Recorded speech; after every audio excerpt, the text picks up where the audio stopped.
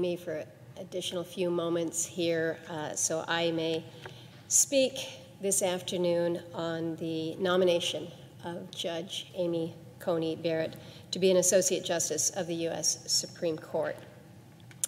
And while I intend to share with you my intentions on how I will vote, I'd like to start by just expressing my disappointment with where we are in the Senate as a whole right now.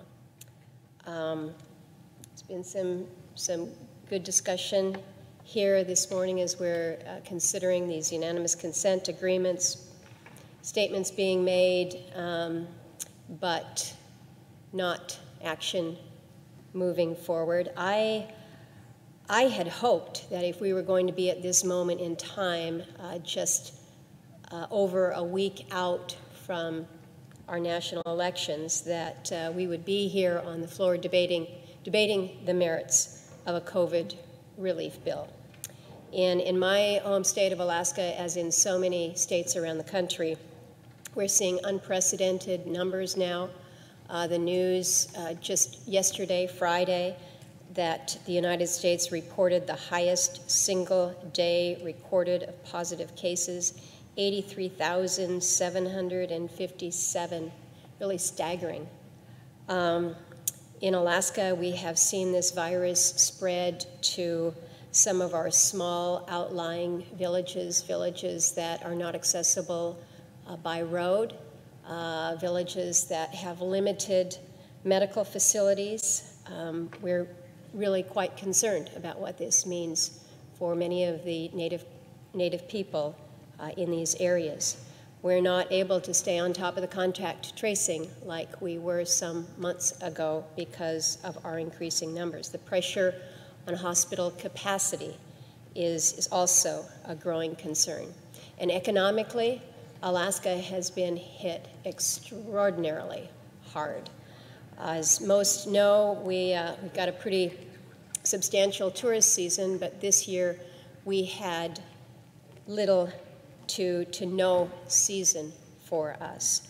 Many small businesses have closed permanently, but many more are going into the winter wondering how they're going to make it through the winter, scrambling to find ways to piece it together.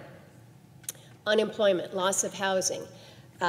In every conversation that I have with Alaskans, they're asking if and when we're going to see another round of COVID relief.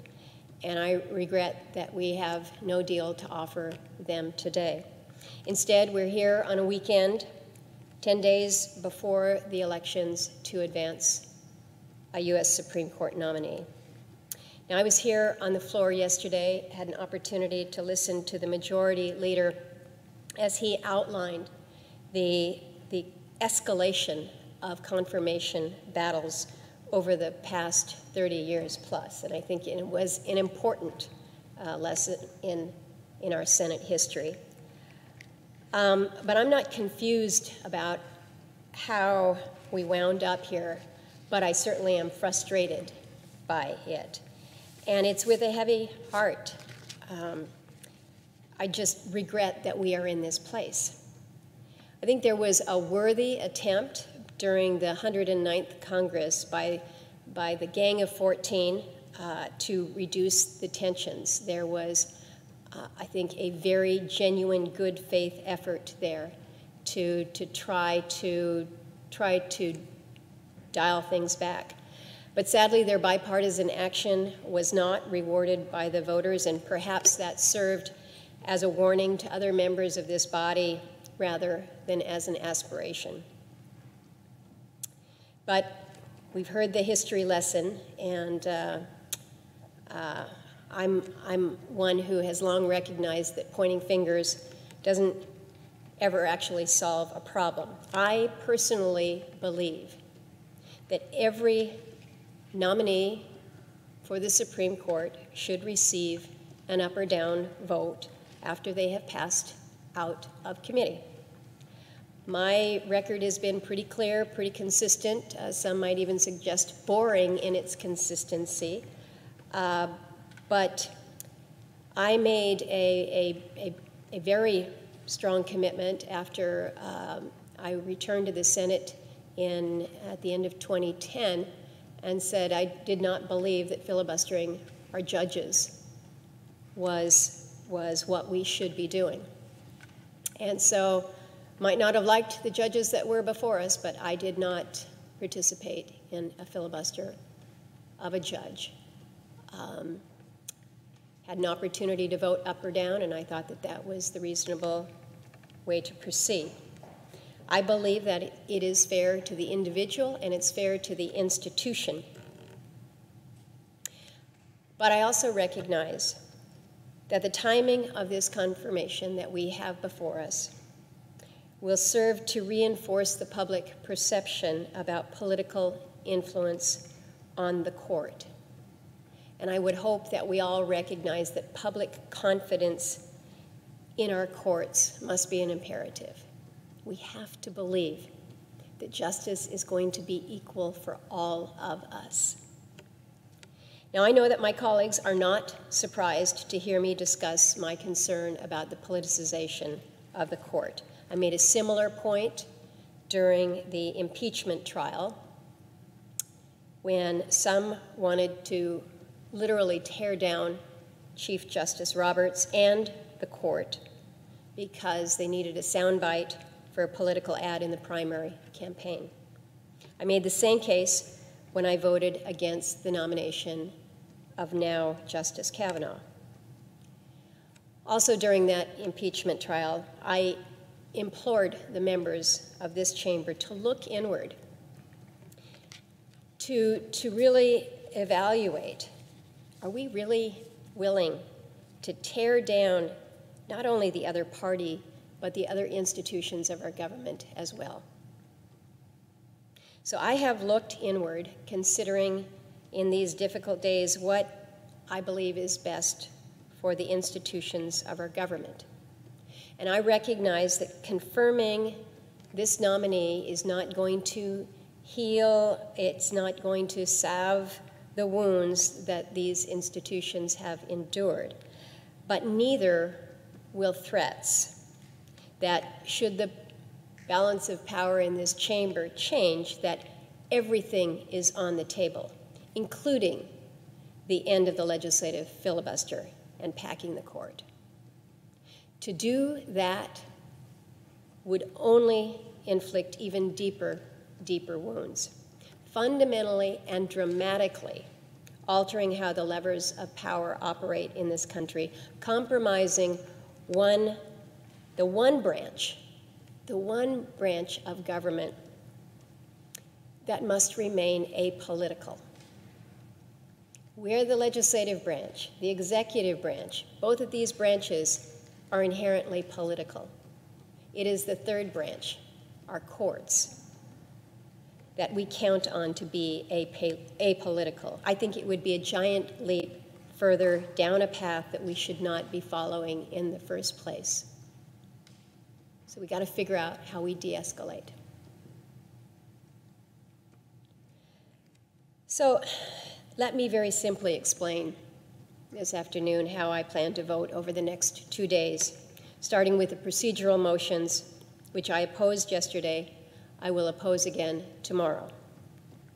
In 2016, after the unfortunate death of Justice Scalia, I said that the Senate should not take up a nominee to fill that seat due to the impending presidential election. I reiterated that statement in August of this year, and then coincidentally enough, just hours before the news of Justice Ginsburg's passing that saddened the country. I didn't know that she had passed when I reaffirmed my comments from earlier, but that knowledge would not have changed my mind. I remain in the same place today. I do not believe that moving forward on a nominee just over a week removed from a pitched presidential election, when partisan tensions are running about as high as they could, I don't think that this will help our country become a better version of itself. But frankly, I've lost that procedural fight. We saw that with the vote yesterday. So what I can do now is be consistent with the precedent that I have set for myself and oppose a process that I said should not move forward, and I've done that. But at the end of the process is the substantive question of whether Judge Barrett should be categorically rejected as an associate justice in order to underscore my procedural objection. I believe that the only way to put us back on the path of appropriate consideration of judicial nominees is to evaluate Judge Barrett as we would want to be judged, on the merits of her qualifications. And we do that when that final question comes before us. And when it does, I will be a yes. I have no doubt about her intellect. I have no doubt about Judge Barrett's judicial temperament. I have no doubt about her capability to do the job and to do it well. By now, most people are very familiar with her qualifications. They've seen her resume, the bio. She's been all over the news, but it is significant. Her background, graduating with honors from Rhodes College and with honors from Notre Dame Law School, clerked on the D.C. Circuit Court of Appeals and the Supreme Court, was an excellent professor for 15 years at Notre Dame Law School prior to being confirmed to the bench on the Seventh Circuit Court of Appeals. I helped confirm her to that seat on the Seventh Circuit. I have followed on from that time when I first came to know of Judge Amy Coney Barrett. I've done my due diligence in my role of advice and consent. I have worked through the articles that she has written, the cases that she has written. I have engaged in a lengthy one-on-one with her. I watched both full days when she appeared before the Judiciary Committee. She presented herself admirably under a difficult situation. We all know around here that confirmation processes are not pretty. I have expressed my concerns previously that good people will decide that the confirmation process as we have it now, sometimes an awful process, that I worry that they're going to think that it's just not worth it, not worth what it puts them and their families through, and they opt out. They opt to avoid government service. And on this note, I will say that while some of the rhetoric from my colleagues has been overblown and unnecessary, this process with Judge Barrett is not nearly what it was in 2018 during the confirmation of Justice Kavanaugh. So ultimately,